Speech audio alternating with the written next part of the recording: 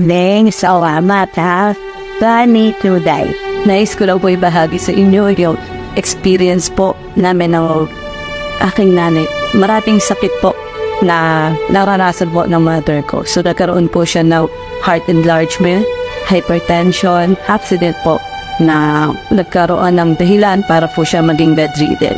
Dahil po dito sa Miracel Glass, marami po nawalang sakit po sa mother ko. Eye infection at saka po yung hypertension. Nag-back to normal din po yung isip niya. Dati hindi na po niya kami nakakilala. Dahil po sa paggaling po ng mother ko, hindi ko po ako nahihiya na i-share po at i-recommend po sa inyo na napakagaling po ng stem cell therapy. Para sa amin po, talagang proven. At sa dami po na na-sharean po namin na gumaling na din po.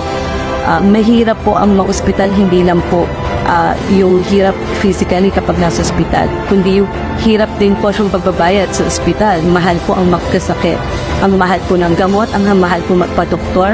So doon ko po mas na-realize na mas maaga po na agapan po yung sakit kaysa po madala pa sa ospital dahil yun nga po, health is wealth. Prevention is better than cure. So instead po na magpa-ospital po kayo, mag-plan stem cell therapy na lang po kayo. Ito po yung nakatulong po sa amin, ang Miracel Glass, proven and tested po.